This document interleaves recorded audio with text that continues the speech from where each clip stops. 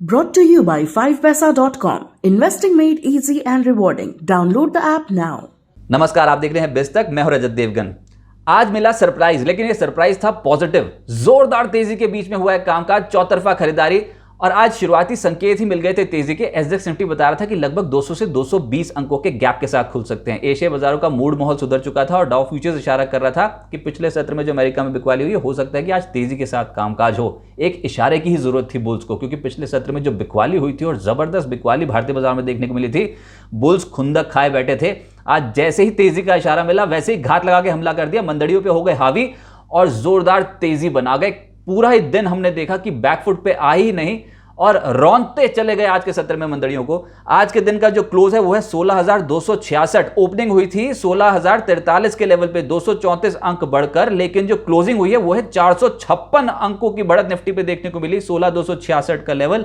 आज के दिन का हाई है 16,283। दिन के हाई को छूते छूते बंद हुए हैं। निफ्टी बैंक 960 अंक उछल गया। सेंसेक्स 1,534 अंक बढ़ता हुआ नजर आया। आप देख रहे हैं बिस्तक पे मार्केट अपडेट, लेकिन एक एक्सक्लूसिव ऑफर है 5 पैसा का, जिसके बारे में आपको जानकारी दे दें। अपना डीमैट और ट्रेडिंग अकाउंट खोलिए 5 पैसा के साथ, जिसके जरिए आप किसी भी आईपीओ में इन्वेस्ट करते हैं और यूपीआई मैंडेट देते हैं तो उस शेयर की लिस्टिंग के बाद उस पर ट्रेडिंग पर लगने वाली ब्रोकरेज पर आपको मिलेगा 2,000 रुपए तक का कैशबैक। और ये ऑफर लिस्टिंग के 15 दिनों तक वैलिड रहेगा। तो देर मत कीजिए, डाउनलोड कीजिए 5 पैसा ऐप, जिसका लिंक डिस्क्रिप्शन बॉक्स में दिया है। अब तो सबको पता है निवेश हुआ आसान और लाभदायक। अच्छा, जो सबसे बड़ी खबर थी, जो बहुत क्लोजली ट्रैक हो रही थी, उसमें चाइना में बेंचमार्क लेंडिंग रेट में कटौती हुई है। उनके सेंट्रल बैंक ने 5 साल के एलपीआर यानी कि लोन प्राइम रेट में 15 बेसिस पॉइंट्स की कटौती कर दी है। 5 साल का एलपीआर 4.6% से घटाकर 4.45% कर दिया है। और ये एक सरप्राइज है, क्योंकि ग्लोबली सेंट्रल बैंक्स ब्याज दरें बढ़ा रहे हैं।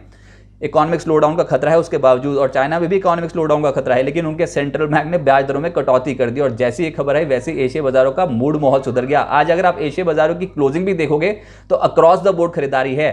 शंघाई यानी कि चाइनीज मार्केट 1.6% का गेन देके बंद हुए हैं। हैंगसेंग 2.96% बढ़ता हुआ नजर आया। अच्छा, चाइना से ज्यादा तो हमारे बाजार खुशी खुशी में बढ़ गए। 2.91% सेंसेक्स का रिटर्न है। निके कॉस्पी यहां पर भी 1.25% से 0.2% की तेजी बनती हुई नजर आई। तो अक्रॉस द बोर्ड हरियाली देखने को मिली। आज जो निफ्टी पे सबसे ज्यादा असर डाल रहे थे उसमें दिग्गज थे। Reliance Industries, HDFC Bank, ICICI Bank, Infosys, HDFC, LNT, इनमें थी सबसे ज्यादा खरीदारी। अगर आप अंकों के लिहाज से देखोगे तो कंट्रीब्यूशन इनका सबसे ज्यादा था। निफ्टी एडवांस डिक्लाइंस, बिल्कुल पिक्चर बदल गई। कल की पिक्चर के बिल्कुल विपरीत। आज 48 शेयर्स हरे निशान में और 2 शेयर लाल निशान में बंद हुए हैं। मात्र एनएससी के यानी कि ब्रॉडर मार्केट्स के 80% शेयर्स में हरियाली देखने को मिली। इक्विटी फ्यूचर्स में 91% ऐसे शेयर्स जहां पर आज के सत्र में हरे निशान की क्लोजिंग आती हुई नजर आई। निफ्टी गेनर्स, डॉक्टर रेड्डी 7.6% का गेन। रिलायंस इंडस्ट्रीज 6% चढ़ गया एक ही सिंगल ट्रेडिंग सेशन में। और देश की सबसे बड़ी कंपनी मार्केट कैप के लिहाज से अगर 6% चढ़ जाए तो बाजार का चढ़ना तय है। अदानी पोर्ट्स 5% से ज्यादा उछला। जेएसडब्ल्यू स्टील 5% से ज्यादा उछला। टाटा मोटर्स में भी लगभग 5% का रिटर्न। लूजर्स में, आज निफ्टी लूजर्स में श्री सीमेंट और यूपीएल को पाएंगे मामूली गिरावट के साथ आज बंद होते हुए नजर आए। लेकिन आज हरियाली थी across the board. Sector specific अगर बात करोगे तो पहले पायदान पे आ गया रियल्टी, क्योंकि ये जो चाइना में ब्याज दरों की कटौती की जो खबर आई उसने मूड माहौल सुधार दिया था रियल्टी, मेटल्स, फाइनेंशियल स्टॉक्स का। तो रियल्टी में आज लोधा चल गया 9%। Phoenix Limited 0.7%, Prestige 6%, Sunteck, DLF, Godrej Properties 3% से 5% का रिटर्न दे गए। मेटल्स, यहां तो खैर तेजी होनी थी, जैसी कोई चाइना की अनाउंसमेंट आती है तो सबसे बड़ा इंपैक्ट मेटल्स पे ही पड़ता है। वेल्सपन कॉप 17% उछल गया। JSW steel 5%, Hind copper 5%, JSL Hisar 5%, NALCO 5%, NMDC, Tata steel और स्टील अथॉरिटी में भी लगभग 3.5% से 0.5% का इजाफा देखने को मिला। और क्यों कह रहा हूं कि आज बियर्स को संभलने का मौका नहीं मिला, क्योंकि ये मेटल ही एक ऐसा तबका था जहां पर लगातार मंदी की पोजीशंस बन रही थी और कल भी पिटाई बहुत स्ट्रांग देखने को मिली थी। लेकिन आज ये खबर ही इतनी जबरदस्त थी, चाइना में जो ब्याज दर कटौती की खबर थी उसका इंपैक्ट मेटल्स में आ गया और बियर्स बिल्कुल बैकफुट पे। मीडिया, सन टीवी 8% उछला है। Network 18 6.5%, INOX 6%, PVR, TV 18 broadcast और जी एंटरटेनमेंट 3.5% से 0.5% उछल गए। फार्मा का दिन था। ग्रैन्यूल्स 10.5% का रिटर्न। डॉक्टर रेड्डीज तो डोमिनेट कर ही रहा था। 7.5% ये उछला। ऑरबिंदो फार्मा, जाइडस लाइफ, इसके नतीजे आए थे और उसके बाद 5.5% उछलता हुआ देखा। ऑरबिंदो 6.5% उछला। Strides Pharma, Biocon, Cipla, Sun Pharma जैसे जो स्टॉक्स हैं यहां पर जबरदस्त एक्शन आज के सत्र में। अच्छा, फाइनेंशियल्स में पीएसयू बैंक्स और प्राइवेट बैंक दोनों में ही खरीदारी देखने को मिल रही थी। पीएसयू बैंक्स में कैनरा बैंक लगभग 4%, SBI 3.25%, Indian bank 3%, bank of Baroda, PNB, bank of India में 3% तक के रिटर्न्स देखने को मिले। प्राइवेट बैंक में इंडसइंड बैंक ये सबसे ज्यादा चढ़ा है आज, लगभग 4%। एक्सिस बैंक 3.5% उछल गया। RBL bank, IDFC first bank, ICICI bank लगभग 3% उछलते हुए नजर आए। एचडीएफसी बैंक और कोटक बैंक भी हरियाली के साथ हुए हैं बंद। तो अच्छी खरीदारी देखने को मिली आज फाइनेंशियल्स में। Oil and gas space, Aegis chemical जो कि इस इंडेक्स का हिस्सा है लगभग 13% उछल गया। रिलायंस इंडस्ट्रीज तो आज जबरदस्त तेजी के बीच में था ही, 6% का उछाल। आईजीएल और जीएसपीएल जैसे स्टॉक 3.5% उछले हैं।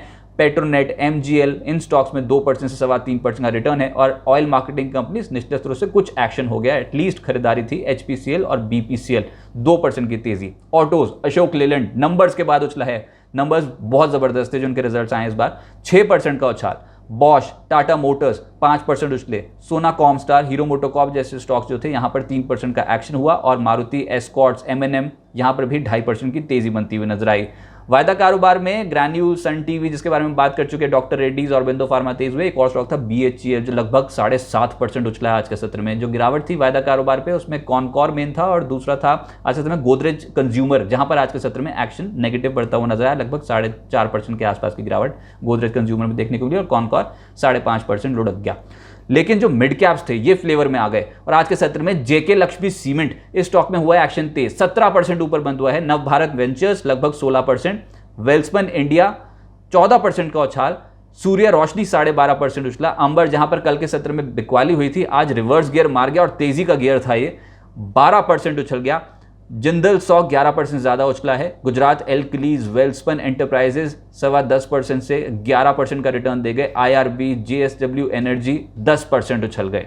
प्राइमरी मार्केट एक्शन आज स्ट्रांग नहीं था। प्रूडेंट कॉर्पोरेट एडवाइजरी सर्विसेज की जो लिस्टिंग हुई है, फी की लिस्टिंग, दमदार एक्शन बाजार में तो देखने को मिल रहा था यहाँ पर, लेकिन निवेशकों को घाटा उठाना पड़ा है लिस्टिंग वाले दिन। इश्यू प्राइस 630 का था, ओपन तो हुआ 650 रुपीज पे, लेकिन जो क्लोजिंग है वो है 566 रुपये 30 पैसे की, यानी कि 10% पहले ही दिन इस स्टॉक में गिरावट देखने को मिली है इश्यू प्राइस से अगर आप कंपेयर करेंगे तो। अब जो आज आईपीओ बंद हुआ है वो है एथॉस लिमिटेड, 472 करोड़ रुपए इन्होंने जुटा लिए हैं, 1 गुना सब्सक्राइब हुआ। प्राइस बैंड 836 से 878 रुपए प्रति शेयर का रखा गया था। 472 करोड़ रुपीस कंपनी जुटाना चाहती थी, जुटा लिए। ई मुद्रा, ये आईपीओ आज से खुला है, 24 मई तक खुला रहेगा। 413 करोड़ रुपए कंपनी जुटाना चाहती है, 0.48 टाइम्स पहले ही दिन सब्सक्राइब होता हुआ नजर आया। ये digital signature certification services provide करती है और 243 से 256 रुपीस प्रति शेयर का प्राइस बैंड रखा गया है। इस हफ्ते मार्केट पे एक्शन तो हुआ लेकिन दोनों तरफा चाल देखने को मिली थी। कल के सत्र में धड़कनें बढ़ गई थी, जिस तरीके से हम बहुत ही इंपॉर्टेंट लेवल पे आ गए थे, लेकिन वो 15,700 का लेवल बाजार ने बिल्कुल नहीं तोड़ा। और अब जो खरीदारी हुई है तो रेंज के अपर साइड पे आके बंद हो गए हैं। लेकिन हाँ, कुल मिलाकर निफ्टी में 3% की तेजी देखने को मिली, 484 अंक एक हफ्ते में उछला। और निफ्टी बैंक लगभग 3.5% का गेन, 1155 अंकों की तेजी बनती हुई नजर आई। जो पॉजिटिव थे इस हफ्ते वो बहुत सारे थे, metals, auto, FMCG, realty, energy, सरकारी कंपनियां, ऑयल एंड गैस, यहाँ पर तेजी थी। एक सेक्टर बैकफुट पे था, वो था आईटी, और यहाँ तो वैसे ही ग्लोबली पिटाई हो रही है। लेकिन निफ्टी गेनर्स इस हफ्ते में देखोगे तो सबसे ज्यादा चढ़ा है आइशर मोटर, 11% से ज्यादा का उछाल है। हिंडाल्को में लगभग 10.5% का उछाल है, लोअर एंड से आई है खरीदारी। कोल इंडिया निचले स्तरों से पलट गया और 10% चढ़ गया इस हफ्ते। अदानी पोर्ट्स, डॉक्टर रेड्डी जैसे स्टॉक्स 8% से 8.25% चढ़ते हुए नजर आए। एक हफ्ते में आईटीसी का रिटर्न है 8%, नतीजे दमदार, 6.25 रुपये प्रति शेयर का डिविडेंड भी अनाउंस किया हुआ है। निफ्टी लूजर्स में आईटी दिखाई देगा। टेक महिंद्रा 6% एक हफ्ते में लुढ़का है। टीसीएस इन्फोसिस 3.25% से 3.5% एक हफ्ते नेगेटिव हुए हैं। और साथ साथ power grid, Shri cement, HCL technologies एक हफ्ते में डेंट यहां पर पड़ा है। लेकिन मिड कैप्स एक्शन बहुत स्ट्रांग, और जहां पर 20% से ज्यादा का एक्शन है ना, वो वाले स्टॉक्स देखिए आप। वेल्सपन कॉप एक हफ्ते में 37.5% का उछाल है। एमआरपीएल 37% एक हफ्ते में चढ़ गया। जेके लक्ष्मी लगभग 28% का रिटर्न दे गया। धानी लोअर एंड से खरीदारी, बहुत बिटाई हुई है स्टॉक की, लेकिन निचले स्रोत से कुछ पलटा है और लगभग 23.5% इस हफ्ते का रिटर्न है। आरसीएफ भी 23.5% का रिटर्न, 23.5% का रिटर्न। ईज माई ट्रिप 21% से ज्यादा उछला है एक हफ्ते में, और आईआरबी भी एक हफ्ते में 21% का उछाल देके गया है। अब आगे क्या होगा देखिए यूएस मार्केट्स फिर से फोकस में रहेंगे क्योंकि 25 मई को एफओएमसी की जो पिछली बैठक हुई थी उसके मिनट्स जारी होंगे और ब्याज दरें बढ़ाने का फैसला यूएस फेड ने ले लिया था, 50 बेसिस पॉइंट्स का इजाफा किया था। तो देखना होगा ये जो मिनट्स हैं इसमें और क्या बारीकियां निकल के आती हैं। 26 मई को उनके Q1 यूएस में Q1 जीडीपी के फिगर्स जारी होने हैं और मैं एक्सपेक्ट ये कर रहे हैं कि -1.4% का आंकड़ा यूएस में Q1 जीडीपी के तौर पे आ सकता है। इससे खराब आ गया तो टेंशन और बढ़ जाएगी क्योंकि वहां पर महंगाई बहुत ज़्यादा होती चली जा रही है। जीडीपी अच्छा आना बहुत ज़्यादा ज़रूरी है।